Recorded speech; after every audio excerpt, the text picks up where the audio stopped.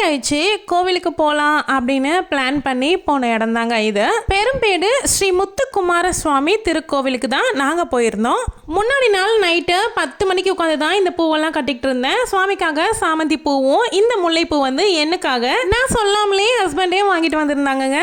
எந்த கோவிலுக்கு போனாலும் கூட என் கையாலேயே வீட்டில இருந்தே பூ கட்டி எடுத்துகிட்டு போய் சுவாமிக்கு கொடுக்கும்பொழுது தான் எனக்கு ஒரு மன திருப்தி கிடைக்கும். நம்ம கட்டி எடுத்துகிட்டு போகிற பூவை சுவாமி மேலே போடும்போது அவ்வளோ சந்தோஷமாக இருக்கும் அதை பார்க்கறதுக்கு.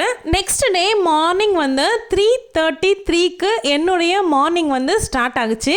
என்னுடைய ஸ்க்ரீன் சேவர் வந்து முருகர் ஃபோட்டோ தான் வச்சுருக்கேன். அந்த முருகர் ஃபோட்டோவோட 3:33 அப்படிங்கிற இந்த டைமோட அந்த டே வந்து எனக்கு ஸ்டார்ட் ஆச்சு. அந்த ஏஞ்சல் நம்பரை பார்த்ததுமே வந்து யூனிவர்ஸ்க்கு மனசார நன்றி சொல்லிட்டு அந்த டே எப்படி போக போகுது அப்படின்னு அதுலேயே எனக்கு தெரிஞ்சு போச்சு. நான் ஃபர்ஸ்ட் குளிச்சுட்டு வந்துட்டு அதுக்கப்புறமா ஹஸ்பண்ட் குழந்தைங்களெல்லாம் கூப்பிட்டு இருந்தேன். அன்னைக்கு ஆக்சுவலி மார்னிங் 5:20க்கு ஸ்ட்ரெயிட் ட்ரெயின் இருக்கு.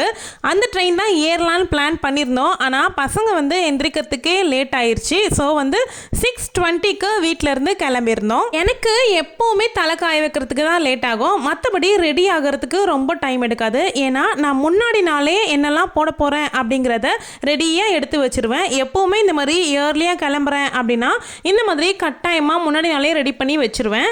ஃபேர் அண்ட் லவ்லி போட்டு கூடவே கோகுல் சாண்டல் பவுடர் வந்து வச்சுட்டு நெத்திக்கு பொட்டு வச்சுக்கிட்டு குங்குமம் வச்சுட்டு தலைவாரி பூ வச்சுட்டா என்னுடைய வேலை முடிஞ்சுதுங்க.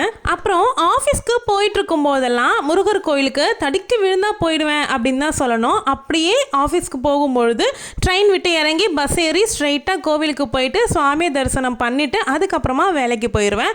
இந்த மாதிரி அடிக்கடி கோவிலுக்கு போயிட்டே இருந்தேன். எப்போ நான் ரிசைன் பண்ணிட்டு வீட்டில் இருக்க ஸ்டார்ட் பண்ணணும், கோவிலுக்கு போகிறதுங்கிறதே சுத்தமாக மறந்துட்டேன் அப்படின்னு தான் சொல்லணும். வீட்டில் மட்டும்தான் சாமி கும்பிட்டு வழிபாடு பண்ணிட்டு இருக்கேன். அதுவே இல்லைன்னா அவ்வளோதான் பைத்தியமே பிடிச்சிரும். எனக்கு வந்து ஒரு 3 கோவில் வந்து போகணும் அப்படின்னு யோசிச்சு வச்சுருந்தேன். அதுக்கப்புறமா ஹஸ்பண்ட் கிட்டே சொன்னேன், இங்கே போகலாமா அங்கே போகலாமா. நான் அந்த 3 கோவிலுமே வந்து லிஸ்ட்டை சொல்லிட்டு இருந்தேன். அதுக்கப்புறம் அவங்க சொன்னாங்க, ஏன் குழம்பிட்டு இருக்க, வழக்கம் போலவே வந்து உன்னுடைய சீட்டை எழுதி போட்டு முருகர்கிட்டயே கேட்டுரு அப்படின்னு சொல்லி சொன்னாங்க. சரி இதுவும் கரெக்டாக போயிடுச்சு அப்படின்னு சொல்லி முருகர்கிட்டயே வந்து அந்த 3 கோவிலுமே எழுதி சீட்டை எழுதி போட்டு கேட்டதில் எனக்கு வந்து இந்த கோவில் தான் சீட்டு வந்துச்சு. அது எந்த 3 கோவில்னா திருப்போரூர், திருத்தணி, பெரும்பேடுங்க. இந்த 3 கோவில் தான் லிஸ்ட்டில் எழுதியிருந்தேன். ஸோ எனக்கு பெரும்பேடு வந்துச்சு. ஓகே, பெரும்பேடு கோவிலுமே கும்பாபிஷேகம் வந்து போன மாதம் நடந்துச்சு. ஜூலை 16th வந்து கும்பாபிஷேகம் நடந்தது. அது அப்போவே போகணும் அப்படின்னு நினச்சிட்டு இருந்தேன்.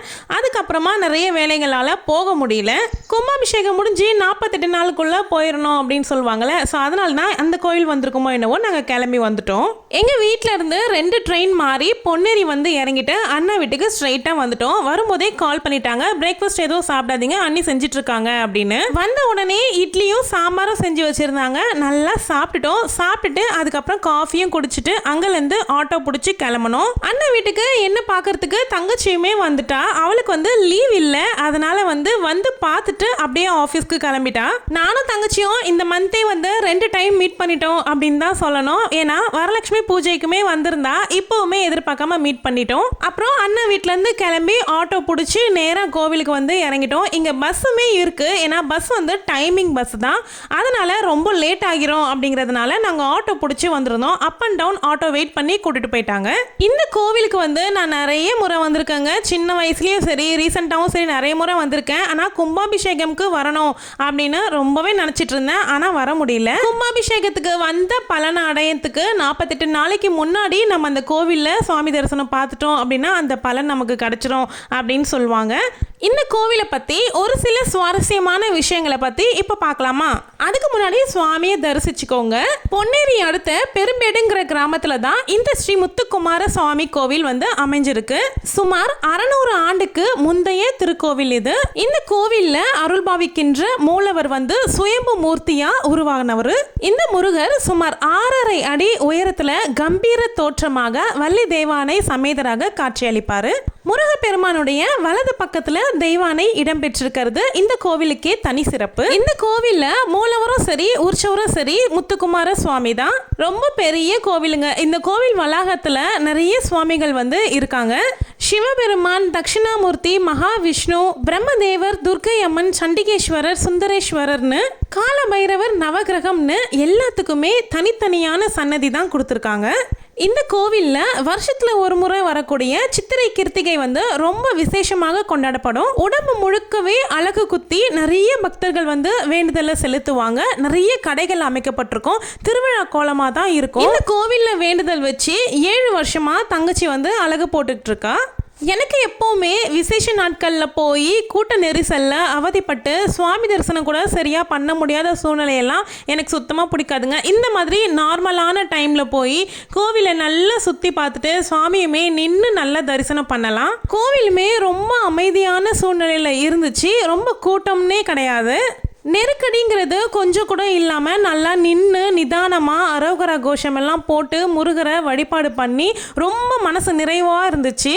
இந்த சிவபெருமானுக்கு பிரதோஷ வழிபாடு, அபிஷேகம் இதெல்லாமே கூட சூப்பராக நடத்துவாங்க. நான் இந்த கோவிலுக்கு நிறைய முறை வந்திருக்கேங்க. இப்போ கும்பாபிஷேகம் அப்புறம் இப்போ தான் வரேன் அப்படின்னு சொல்லியிருந்தேன்ல. சின்ன வயசில் வரும்பொழுதெல்லாம் இங்கே ஒரு அரச மரம் இருக்கும். அந்த மரத்துக்கிட்ட ஏறி ரொம்ப குதிச்சு விளையாடிக்கிட்டு இருப்போம். அதெல்லாம் எனக்கு அன்றைக்கி ஞாபகம் வந்துருச்சு. எல்லா சன்னதிலையுமே தனித்தனியாக போயிட்டு ஒவ்வொருத்தரையாக தரிசனம் பண்ணிவிட்டு லாஸ்ட்டாக அங்கே போய் உக்காந்துட்டோம். எனக்கு தெரிஞ்ச கந்தர் அலங்காரம் பாடல் எல்லாமே கொஞ்ச நேரம் பாடினேன். எனக்கு அங்கே சத்தமாக இருந்ததில் சரியாக பாட முடியல. எனக்கு எப்போவுமே வீட்லேயும் சரி எங்கேயாவது கோவிலுக்கு போகிறேன் அப்படின்னாலும் சரி நான் ஒரு மந்திரத்தை கண்டிப்பாக சொல்லுவேன். அது எல்லாருக்குமே தெரிஞ்ச மந்திரம் தான். நான் தினம் அந்த மந்திரத்தை சொல்லிக்கிட்டு தான் இருக்கேன்.